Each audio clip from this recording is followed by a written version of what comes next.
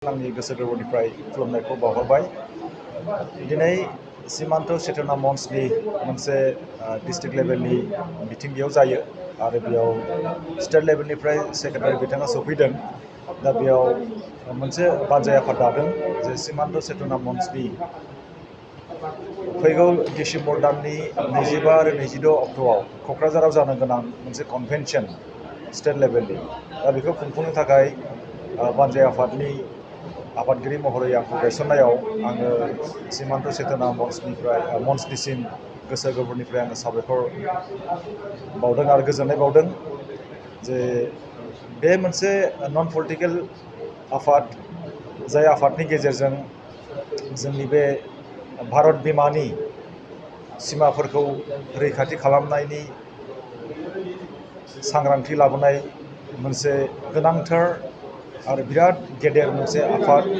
बे आफादनि गेजेरजों जोंनि बे भारत बिमानि जे सिमाफोर, बे सिमाफोरखौ रैखाथि खालामनो थाखाय जोंनि सिमायाव थानाय साफ्रोमबो नोगोरारिफोरखौ सांग्रां खालामनानै आरो सोलोंथाइ होनानै जाहाथे जोंनि बे भारत बिमानि सिमाफोरखौ रैखाथि होनो हायो। आर्मि पार्सनेल, लोगोसे CRPF, पुलिस बेटेलियन बिथांमोनजों जाहाथे जोङो लोगो होफानानै जाहाथे सरकारजों जोङो मदद होफानानै जों खामानि मावनो हायो। बेनि थाखाय बे सीमान्त चेतना मन्चआ खामानि मावबोगासिनो दङ। दिनै बानजाय आफादनि बे गेदेर बिबानखौ मोननायाव आं बेखौनो खावलायगोन जे बे जानो गोनां कनभेनसन बेखौ जाहाथे मोजाङै मोजां जोङो खुंफुंलांनो हायो आरो बेजों लोगोसे जाहाथे जोंनि भारत बिमानि सीमा ओनसोलाव नुजाथिनाय माखासे जेंनाफोरखौ जोङो गुवारै सावरायलायनानै जोङो मोजां रोखोमनि राहाफोर दिहुनलायनो हायो नामा।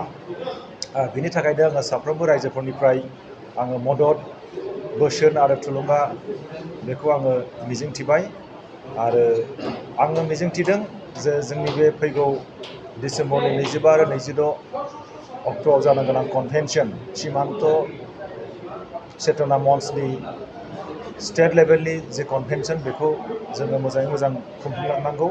आरो बे नोंथांमोननि चेनेलनि गेजेरजों आङो जोंनि BTC सरकारनि साफ्रोमबो दैदेनगिरि बिथांमोनखौबो आं खावलायगोन जाहाथे बिथांमोनहा मदद होयो, जाहाथे साफ्रोमबो रायजोफ्रा मदद होयो, बेखौनो आं खावलायबाय। আজি একচুৱেলি আমি অভ্যৰ্থনা কমিটিৰ সাধাৰণ সম্পাদক হিচাপে মই দায়িত্বটো পালোঁ।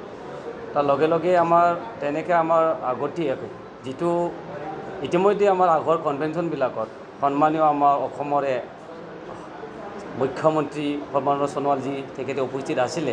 এইবুলিতো আমি চেষ্টা কৰিম আমাৰ সন্মানীয় মুখ্যমন্ত্ৰী দিৱস আনিবৰ কাৰণে আমাৰ এই কনভেনশ্যনত, আৰু আশা কৰিছোঁ আপোনালোকৰ সকলোৰে সহায় সহযোগ আমি বিচাৰিম। আৰু এই যিটো সংগঠন, এই সংগঠনটো আমাৰ বিশেষভাৱে সীমাক লৈ আমি কাম কৰি আছোঁ। যি সীমা যদি সুৰক্ষা নহয়, আমাৰ সমাজৰ জীয়াই থকাৰ এটা কি বুলি কওঁ আমিতো এই দৰকাৰ নাই। সীমাক আমাৰ বিশেষভাৱে সীমাক আমি সুৰক্ষিত ৰখাৰ আমাৰ দায়িত্ব আৰু কৰ্তব্য। গতিকে সীমাৰ কাৰণে আমি কাম কৰি গৈ আছোঁ আৰু সকলো সমাজে, সকলো জাতি ধৰ্মই এই সীমাৰ লগত জড়িত হৈ কাম কৰাৰ কাৰণে মই বিশেষভাৱে এই অভ্যৰ্থনা কমিটিৰ সাধাৰণ সম্পাদক হিচাপে আপোনালোকক অনুৰোধ কৰিছোঁ। আৰু কোকৰাঝাৰ জিলাৰ সমূহ ৰাইজক মই অনুৰোধ কৰিম আমাক সহায় সহযোগিতা কৰি যেন আমাৰ এই আগন্তুক 25-26 তাৰিখ ডিচেম্বৰ যিটো আমাৰ ষ্টেট কনভেনশ্যনত আপোনালোকে আমাক সহায় সহযোগিতা কৰি সাফল্যমণ্ডিত কৰাত আপোনালোকে আমাক সহায় কৰিব বুলি মই আকৌ আপোনালোকক মই অনুৰোধ কৰিছোঁ। আপোনালোকৰ সহায় সহযোগ অবিহনে আমি কামটো ছাকচেছ কৰিব নোৱাৰোঁ, তাৰ কাৰণে বিনম্ৰ অনুৰোধ কৰিছোঁ। নমস্কাৰ।